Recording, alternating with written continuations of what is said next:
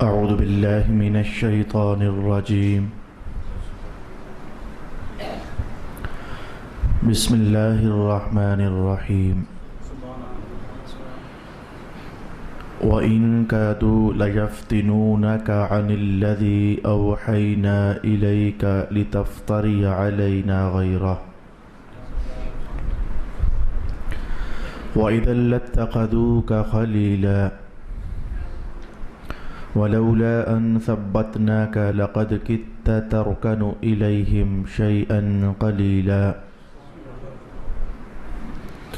إِذًا لَأَذَقْنَاكَ ضِعْفَ الْحَيَاةِ وَضِعْفَ الْمَمَاتِ ثُمَّ لَا تَجِدُ لَكَ عَلَيْنَا نَصِيرًا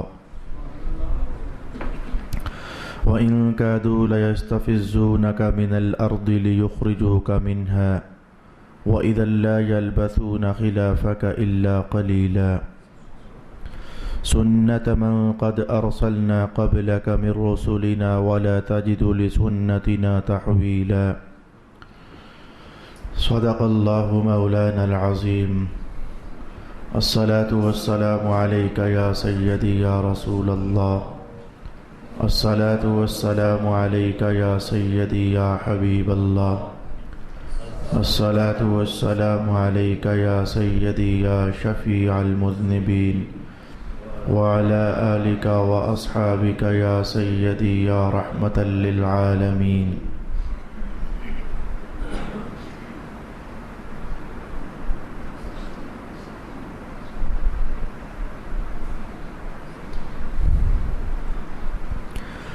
اور قریب تھا کہ وہ آپ کو اس چیز سے لغزش دے دیتے جس کی ہم نے آپ کی طرف وحی فرمائی ہے،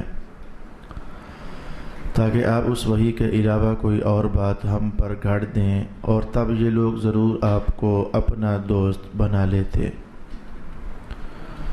اور اگر بالفرض ہم آپ کو ثابت قدم نہ رکھتے تو قریب تھا کہ آپ ان کی طرف تھوڑا سا مائل ہو جاتے، تو اس وقت ہم آپ کو دنیا کی زندگی میں دگنا مزہ چکھاتے اور دگنا مزہ موت کے وقت، پھر آپ ہمارے خلاف اپنا کوئی مددگار نہ پاتے، اور بے شک قریب تھا کہ وہ اس زمین سے آپ کے قدم ڈگمگا دیں تاکہ آپ کو اس سے باہر کر دیں، پھر یہ بھی آپ کے بعد بہت کم عرصہ ٹھہر پاتے۔ آپ سے پہلے جو ہم نے رسول بھیجے تھے ان کے لیے بھی یہی دستور تھا، اور آپ ہمارے دستور میں کوئی تبدیلی نہیں پائیں گے۔ صدق اللہ مولانا العظیم۔ تلاوت کردہ آیات بینات کا عنوان آج انتہائی حساس اور سینسٹیو اور تھوڑی دیر کے لیے کسی بھی قاری قرآن کو پریشان کر دینے سے والا ہے۔ ان 3 یا 4 آیات بینات میں آپ نے محسوس کیا کہ گفتگو کا خطاب سرکار دو عالم علیہ السلام کو کیا جا رہا ہے۔ اگر آپ کو یہ لغزش دینا چاہتے تھے، قریب تھا کہ آپ ان کی باتوں میں آ جاتے، اگر ہم آپ کو ثابت قدم نہ رکھتے تو آپ ان کی طرف مائل ہو جاتے، اگر آپ ان کی طرف مائل ہو جاتے تو پھر ہم دنیا میں بھی اور موت کے وقت بھی آپ کو دگنا مزہ چکھاتے۔ اللہ ہی ہے اگر کسی کے ایمان کی حفاظت کرے۔ رسول پاک علیہ السلام کی طرف اترنے والی آیات میں جو عنوان چل رہا ہے تھا کوئی اور اسے بنا دیا گیا کچھ اور۔ میں پہلے آپ کو یہ بتانا چاہوں گا کہ اسے کیا بنا دیا گیا، اور پھر آپ کو یہ بیان کرنا چاہوں گا کہ ان آیات میں اصل میں تھا کیا۔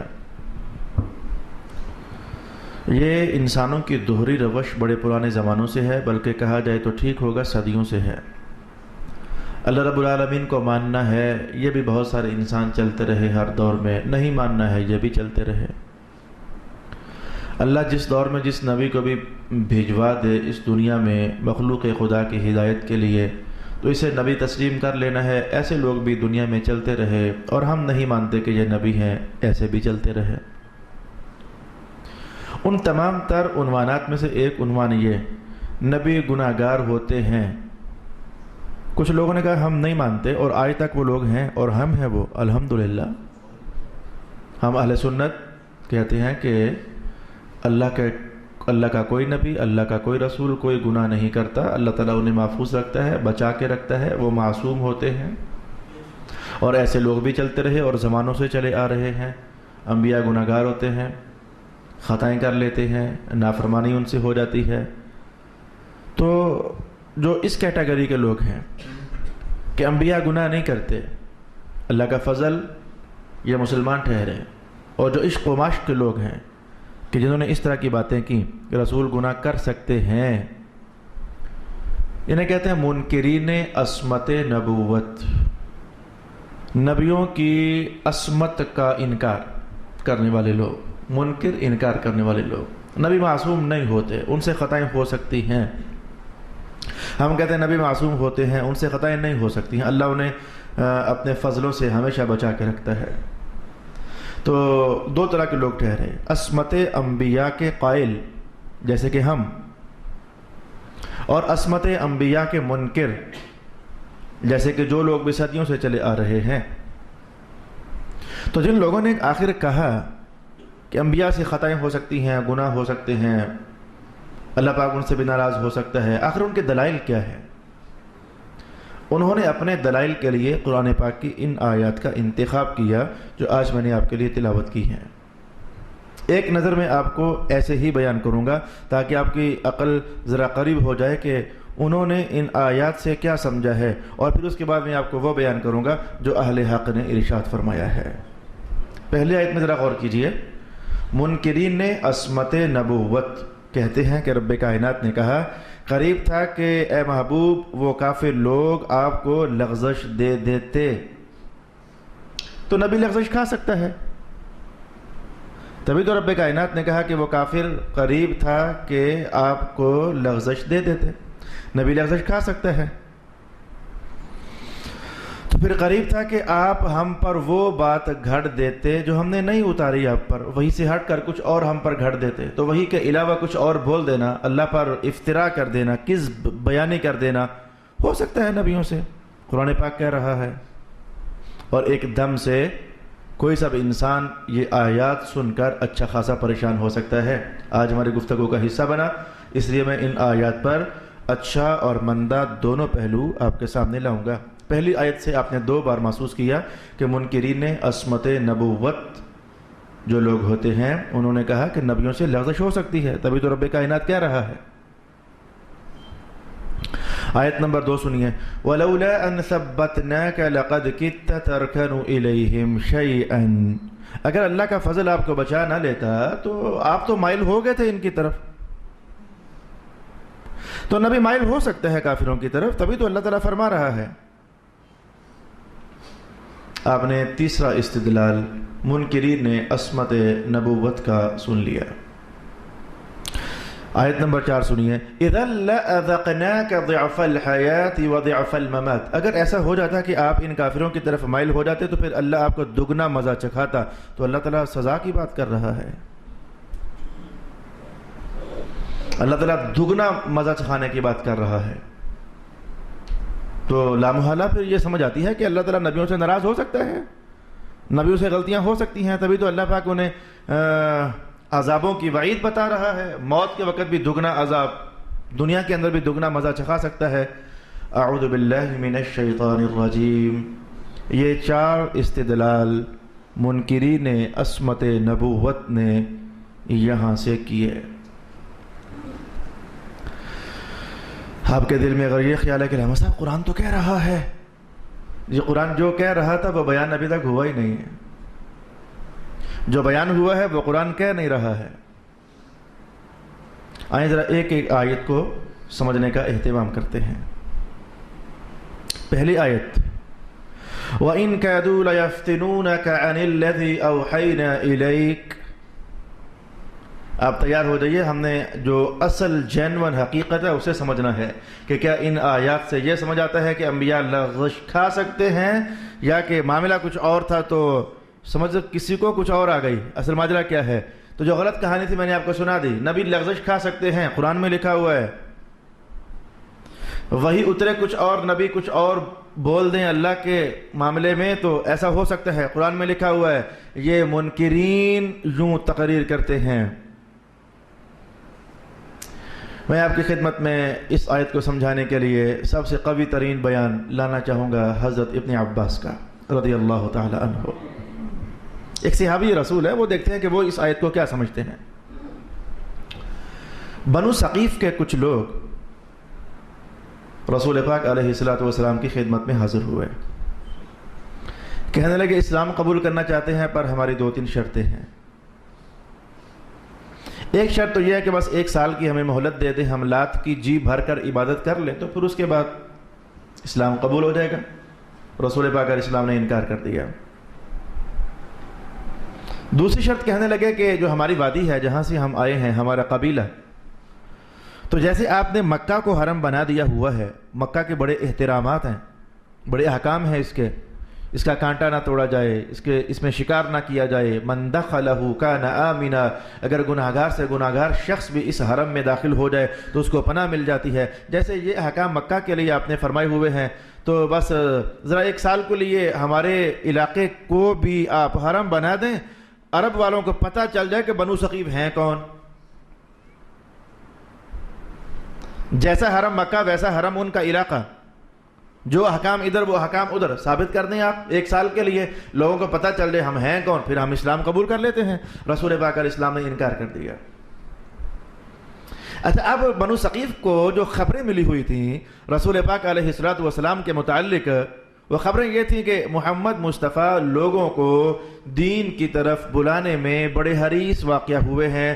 یہ چاہتے ہیں کہ کچھ بھی ہو جائے لوگ دین میں آ جائیں. انہوں نے یہ باتیں سنی ہوئی تھی اور باتیں ٹھیک بھی تھیں. انہوں نے اس پوائنٹ کو کلک کرنا چاہا اور اصرار شروع کر دیا. آپ مہربانی کریں نا جی، بس آپ حرم بنا دینا جی، بس آپ ہم نے کہا جو کہ 1 سال کے بعد ہم پھر اسلام قبول کر لیں گے، 1 سال کی چھٹی دے دینا جی، ہمارے علاقے کو 1 سال کے لیے شرف دے دینا جی، ان کا مقام ذرا اونچا کر دینا.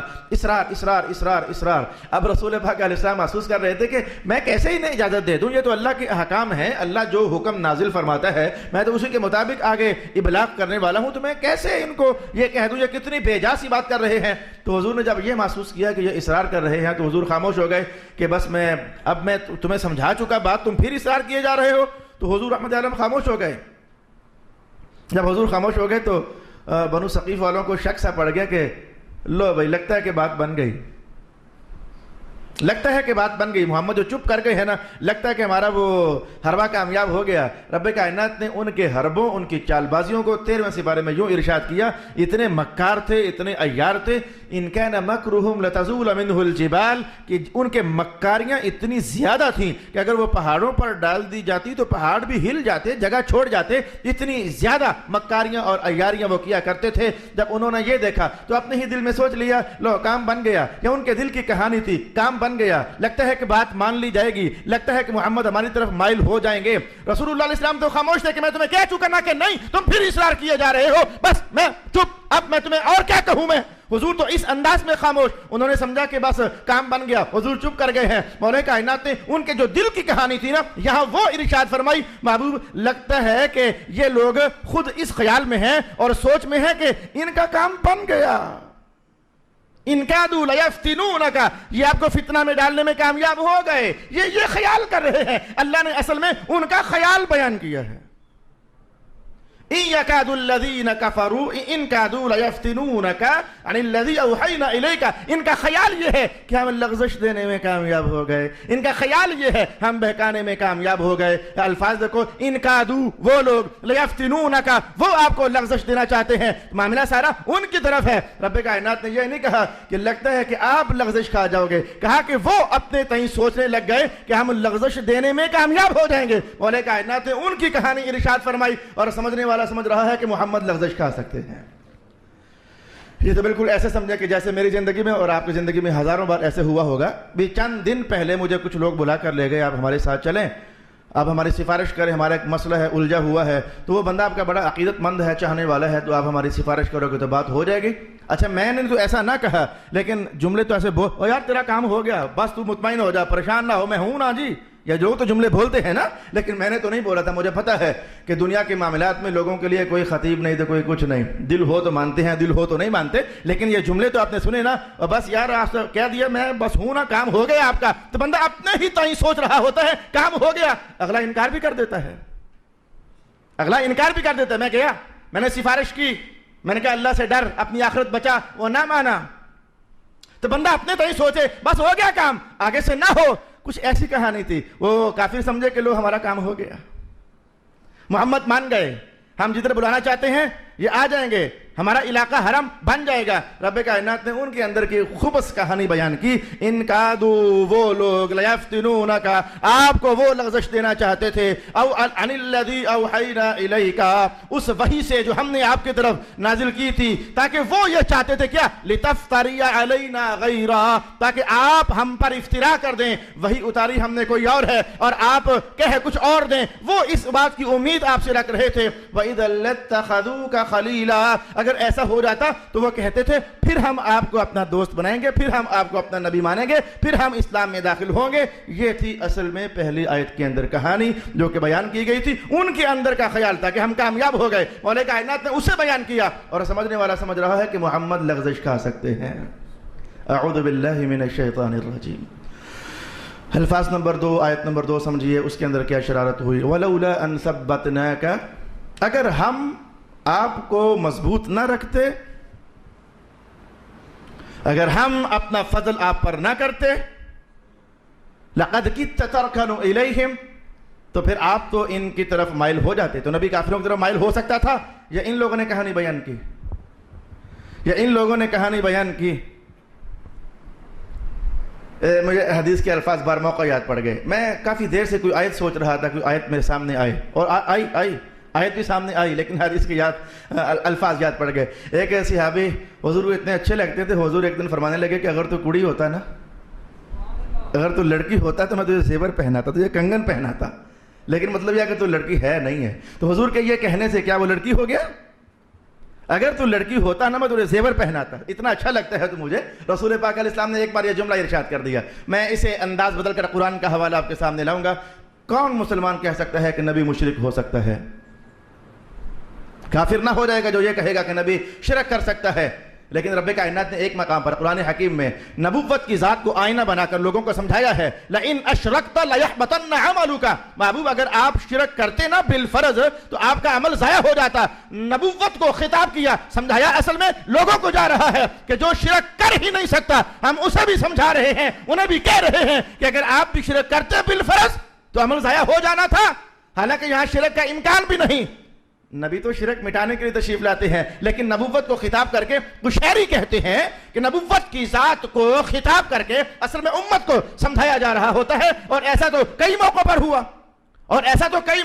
ہوا، خطاب رسول اللہ کو. قرآن اترنا جو ادھر ہوتا ہے، وہی اترنی جو ادھر ہوتی ہے. تو جیسے یہ آیت ہے، اس سے کیا یہ سمجھے گا کہ نبی شرک کر سکتے ہیں؟ لَإِنْ أَشْرَكْتَ لَيَحْبَطَنَّ عَمَلُكَ، اگر تو نے شرک کیا. اس لیے سیوطی جیسا محدث، سیوطی جیسا مفسر ان موقعوں پر ترجمہ یوں کرتا ہے لَإِنْ أَشْرَكْتَ لَيَحْبَطَنَّ عَمَلُكَ. او قرآن پڑھنے والے، اگر تو نے شرک کیا نا، سیوطی خطاب تو حضور کو ہے.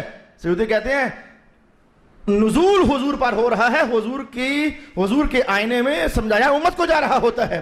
ان ایسے سخت موقعوں پر خطاب حضور کی طرف ہوتا ہے، سمجھایا امت کو جا رہا ہوتا ہے. وہ کہتے ہیں لَإِنْ أَشْرَكْتَ، اے قرآن پڑھنے والے اگر تو نے شرک کیا تو تیرا عمل ضائع. میں نے ایک حدیث کا حوالہ دیا، میں نے ایک اور حدیث سن لیجئے. ایک اور حدیث، ایک مسئلہ تھا تو حضرت امیر المؤمنین عمر ابن الخطاب کی خدمت میں دربار میں آیا، تو آپ نے جو جواب دینا تھا تو دیا. تو حضرت علی کہنے لگے کہ امیر المومنین جواب یوں نہیں، جواب یہ دیں. میں بتا دیتا ہوں مسئلہ کیا تھا. جواب یہ نہیں بنتا، جواب یہ دے دیں. ایک عورت کو پیش کیا گیا تھا اور اس کے پیٹ میں بچہ تھا اور اس کا زنا ثابت ہو چکا تھا. تو زنا کے بعد فوراً آپ کو پتا ہے شادی شدہ بندہ زنا کرے تو اس کے لیے رجم سزا بنتی ہے. تو حضرت عمر بن الخطاب رضی اللہ عنہ نے قرآن کے اسی دستور کے مطابق کہا کہ ٹھیک ہے اسے رجم کر دیا جائے. حضرت علی نے کہا کہ رجم کرنا ہے پر ابھی نہیں، ذرا بچہ جنم دے لے تو پھر. وہ اللہ نے توجہ پھیری حضرت عمر بن الخطاب کی. بھائی حضور کے صحابہ مشاورت تو آپس میں چلتی تھی، لین دین تو چلتا تھا علم کا. تو توجہ پھری تو کہا ہاں واقعی اگر اب یہ رجم ہو جاتی تو بچہ بھی ساتھ گیا تھا، ذرا بچہ جنم لے لے اس کے بعد رجم کر دیں گے. لیکن حضرت عمر کا جملہ سننا، کہنے لگے لولا علی لہلک عمر، آج اگر سونے علی نہ ہوتے عمر تو مارا ہی گیا تھا. آج اگر علی نہ ہوتے تو عمر تو مارا گیا تھا، اگر نہ ہوتے تو مارا گیا تھا، تو تھے تو نہیں مارا گیا. نہ ہوتے تو مارا جاتا، تھے نہ مارا گیا. تو اس کا معنی کیا ہے کہ حضرت عمر یہ کہہ رہے ہیں کہ میں تو مارا ہی گیا، میں تو ہلاک ہو گیا. وہ کہہ رہے ہیں کہ اگر علی نہ ہوتے تو، علی تو تھے، بچ گئے عمر. آپ کا قول مبارک، اگر علی نہ ہوتے تو ایسا ہوتا نا، لیکن علی تو تھے، کچھ بھی نہ ہوا، معاملہ ٹھیک ہو گیا. لولا علی لہلک عمر، اگر علی نہ ہوتے تو عمر ہلاک ہو گیا. اگر تو لڑکی ہوتی تو میں تجھے زیور پہناتا. اگر شرک ہو گیا تو اب سمجھیں مولا کائنات لولا، یہاں بھی لولا، ادھر بھی کہا لولا علی، اگر علی نہ ہوتے تو کام خراب تھا. لولا علی، یہاں کا لولا ان ثبتنا، کہا محمد پیارے اگر آپ کی پشت پر اللہ کی مدد کا ہاتھ نہ ہوتا تو یہ کامیاب ہوتے نا. ہاتھ تو تھا، اگر ہاتھ نہ ہوتا تو کام خراب ہوتا، ہاتھ تو تھا. قشیری نے کہا کہ مانا یہ ہے کہ اگر اللہ کا فضل نہ ہوتا تو کام خراب ہوتا، فضل تو تھا. قشیری کہاں لکھا ہوا ہے کہ وَكَانَ فَضْلُ اللَّهِ عَلَيْكَ عَظِيمًا، آپ پر فضل نہیں بہت بڑا فضل ہے اللہ رب العالمین کا. آیت یہ کہتی تھی، سمجھنے والے نے کیا سمجھ لیا؟ اگر سمجھ آئی ہے تو اللہ کا شکر ادا کرو. انتہائی حساس عنوان تھا جہاں سے ابھی ہم گزرے ہیں. آگے چلے جائیے. اِذَا لَأَذَقْنَاكَ ضِعْفَ الْحَيَاةِ وَضِعْفَ الْمَمَاتِ، یہ ساری کہانی اسی کے ساتھ ہے. اگر نہ ہوتا اللہ کا فضل، اگر اللہ کی طرف سے پشت پر ہاتھ نہ ہوتا تو پھر آپ مائل ہو جاتے، تو پھر عذاب آتا، تو پھر آپ کو ایسا کیا جاتا، تو پھر آپ کو دگنا مزہ چکھایا جاتا. اگر فضل نہ ہوتا، میں ابھی کہہ چکا، رب کائنات نے پہلے اعلان کر دیا فضل تو ہے ہمارا محمد مصطفیٰ پر. وَكَانَ فَضْلُ اللَّهِ عَلَيْكَ عَظِيمًا. البتہ اس آیت میں جو کہانی سمجھائی گئی وہ یہ تھی کہ بندہ برگزیدگی کے جتنے اعلیٰ مرتبے پر فائز ہوتا ہے اس کی غلطی اتنی ہی بڑی شمار ہوتی ہے. غلطی ایک ہی ہوتی ہے، وہی عام بندہ کرے وہی ذرا خاص بندہ کرے. عام بندہ کرے وہ غلطی شمار ہوتی ہے، اگر خاص بندہ وہی غلطی کرے وہ ذرا بڑی غلطی شمار ہوتی ہے. اگر آپ نہیں سمجھے تو اپنے ماحول میں جان لیجئے، کوئی پبلک کا بندہ جھوٹ بول دے تو جھوٹ ہے، کوئی عالم جھوٹ بول دے مولانا آپ کو تو سارا پتا تھا، آپ نے، اس کو ذرا زیادہ فیل کیا جاتا ہے، وہ آپ کو تو سارا پتا تھا، آپ نے جھوٹ بولا، مولانا یہ آپ کی شان کے لائق نہیں تھا. حالانکہ شان اس کی بھی لائق نہیں ہے. جو پبلک کا جھوٹ بندہ بول رہا ہے تو بندے کا جتنا مقام اونچا ہوتا ہے اللہ کی عنایات بھی اتنی زیادہ ہوتی ہے، اور اگر کوئی خطا ہو رہا ہے تو اللہ کی ناراضگی بھی اتنی زیادہ ہوتی ہے. اس آیت میں اصل میں قوم کو سمجھایا جا رہا تھا کہ دیکھو سب سے اونچا مقام محمد مصطفیٰ کا ہے، تو ان کی ذات کے آئینے میں تمہیں کہا جا رہا ہے تم میں جو جتنا برگزیدہ ہے اگر اس سے خطا ہوئی تو اس کو سزا بھی ڈبل ہو جاتی ہے.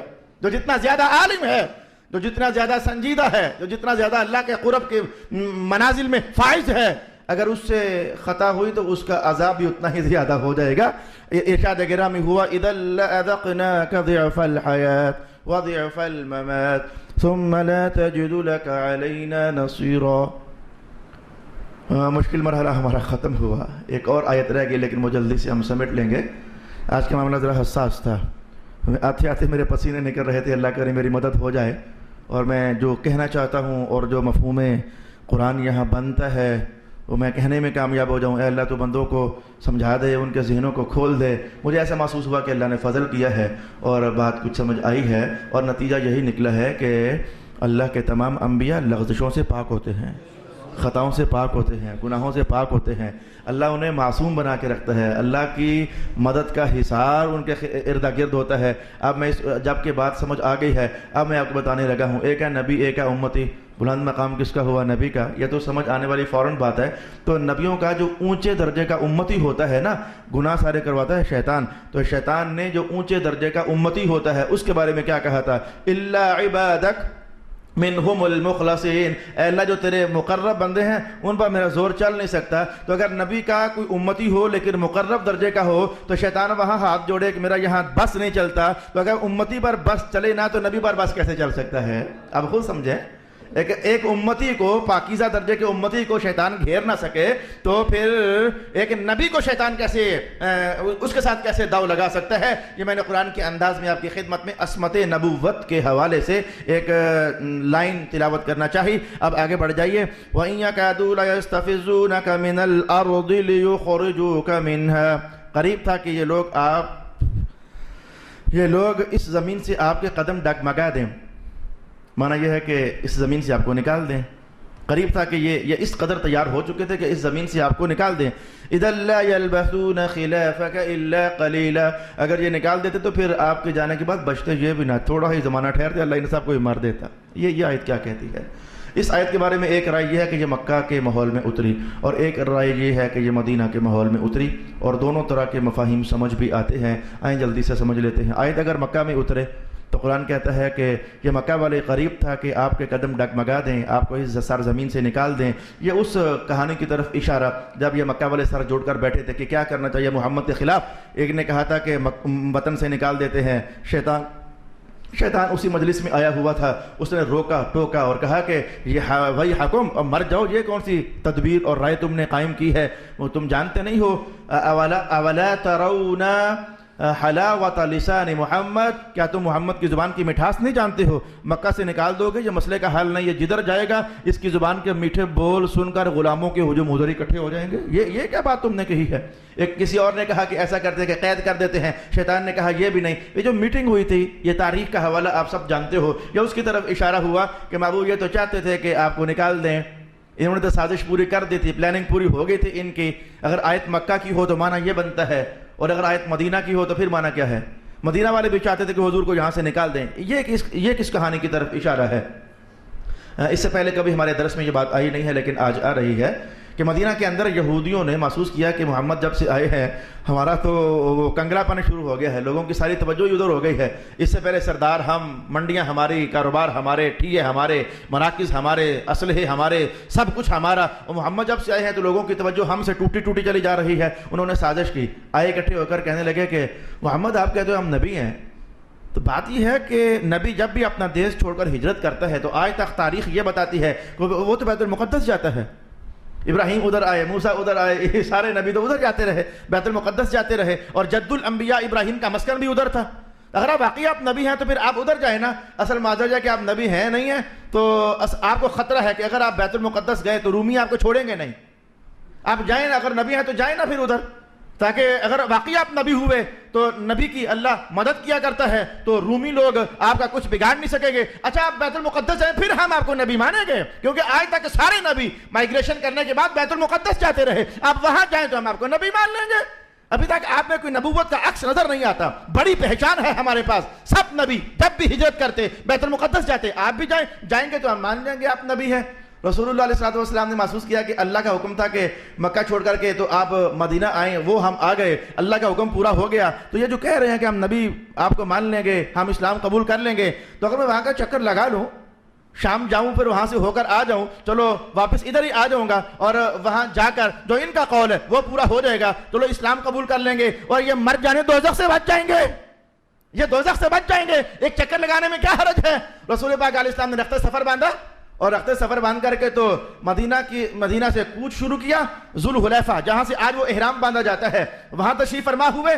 قرآن اترا ہے کہ محبوب یہ جھوٹ بول رہے ہیں، انہوں نے مارنا کوئی نہیں ہے، جائیں آپ مدینہ جا کر رہے ہیں.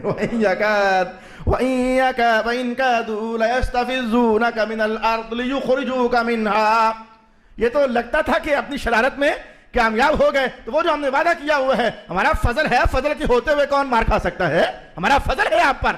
فضل کے ہوتے ہوئے کون ناکام ہو سکتا ہے؟ فضل کے ہوتے ہوئے کون ناکامیوں کی طرح بڑھ سکتا ہے؟ کون کسی کے قابو میں؟ ہمارا فضل ہے آپ پر. آپ واپس چلے جائیں. یہ جھوٹ بول رہے ہیں، یہ سازش کر رہے ہیں، مکاری کر رہے ہیں، انہوں نے ماننا نہیں ہے. لِيُخْرِجُوكَ مِنْهَا وَإِذًا لَا يَلْبَثُونَ خِلَافَكَ إِلَّا قَلِيلًا. اگر آپ چلے جاتے تو اصل ماجرا یہ تھا کہ یہ سمجھ رہے تھے کہ ہم کامیاب ہو گئے. ان بدبختوں کو پتہ نہیں اگر محمد نہ رہتے تو انہوں نے مارا جانا تھا، یہ خود بچتے ہی نہ. اللہ پاک نے انہیں برباد کر دینا تھا، ہلاک کر دینا تھا.